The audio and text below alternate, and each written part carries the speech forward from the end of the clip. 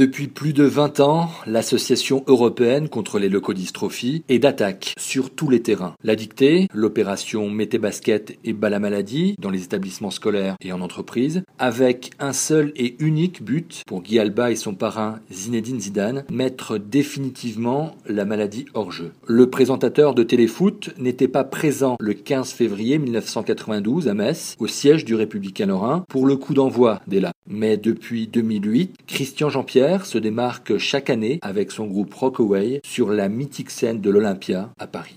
Tu as escaladé le Mont Blanc avec Zizou il y a quelques années. Là, tu t'attaques à un Everest musical avec Sting et Police. Comment se prépare la date du 25 mai? C'était un truc totalement effrayant pendant cette année, l'aventure Rockaway, parce que s'attaquer à Police et Sting, c'est s'attaquer à des monstres sacrés. On a bossé depuis le mois d'août. On s'est rodé 2 fois lors d'un concert au Méridien Porte-Maillot. Il y a une semaine de cela, on est en place à une semaine du concert. Mais c'est vrai que ça demandait beaucoup de travail parce qu'on ne veut pas être déceptif. L'Olympia sera plein, il y a 2000 personnes, il y a des partenaires qui nous suivent, qui donnent beaucoup d'argent à l'association Ela. Donc on veut être au niveau de l'attente des gens. Et je sais que l'attente elle est importante parce que ce concert existe depuis 6 ans maintenant, c'est la 7e année. Et donc, il faut qu'on soit au point, quoi. Donc, on a énormément bossé. Assidu, travailleur. C'est pas un mauvais batteur. Moi, je dirais que c'est un bon batteur parce qu'il travaille en plus. Et il travaille avec le groupe, mais il travaille aussi seul. Je le vois quasiment 2 à 3 fois la semaine en général. Il vient sur le studio. Le groupe Rockaway, il est né d'une rencontre, de plusieurs rencontres plus exactement. Au départ, la rencontre de Christian Jean-Pierre avec Aurélien Brusset. L'entremetteur de cette rencontre, c'était Michael Jones, le Michael Jones, l'acolyte de Goldman. L'histoire commence dans une 4L, tu as 18 ans, tu t'achètes ta première batterie. J'adore, tu sais tout, toi.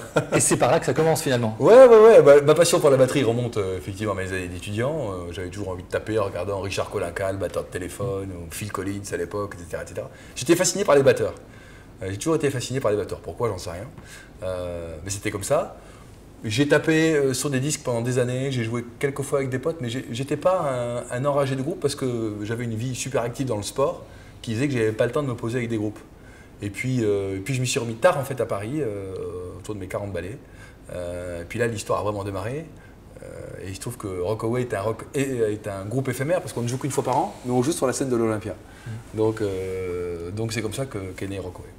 Christian était à la recherche d'un clavier et un jour je reçois bonjour, c'est Christian Jean-Pierre de la télé, Téléfoot, vous connaissez? Oui, je connais un petit peu, je vous appelle de la part d'un ami commun et voilà, la rencontre s'est faite comme ça. J'ai accepté de rentrer dans l'aventure pour au départ faire de la musique amateur en reprenant le répertoire des Straits qu'on aimait beaucoup tous. C'est Christian lui-même qui a eu cette idée. Un jour il est venu me voir, il me dit Guy, j'ai trouvé, je sais comment je vais aider là, je vais faire l'Olympia. Bon, je me suis dit, bon, mon Christian... il va pas bien, il est bon. Et puis finalement, je lui ai dit, écoute, si tu veux faire l'Olympia, vas-y. Mais moi, je pourrais pas t'aider. Je suis tellement occupé par ailleurs qu'il va falloir que tu te débrouilles tout seul. C'est ce qu'il a fait. Donc, en fait, ce que je ne savais pas au départ, c'est qu'il jouait lui-même de la batterie dans un groupe d'amis, mais à un bon niveau quand même.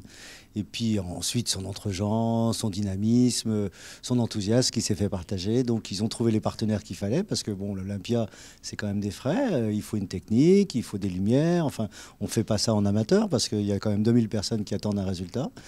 Et ça s'est fait, quoi. Et ça s'est fait de manière assez, à la fois hyper simple et de manière excessivement professionnel, quoi. Donc c'était impressionnant.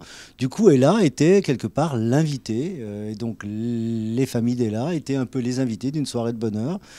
Christian Jean-Pierre et ses copains qui jouent, qui occupent la scène avec un sacré talent quand même.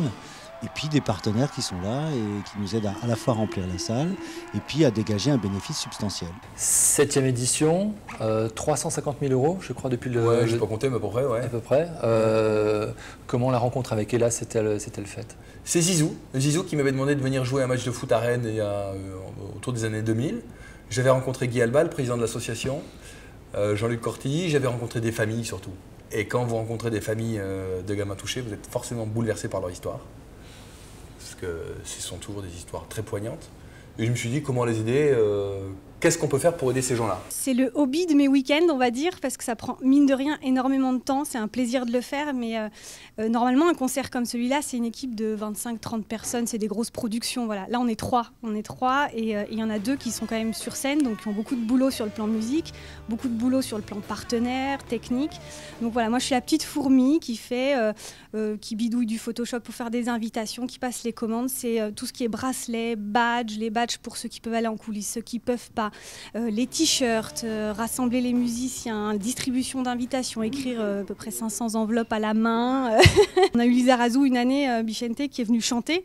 Et lui, il a vécu un truc complètement fou et il m'a embarqué dans sa folie.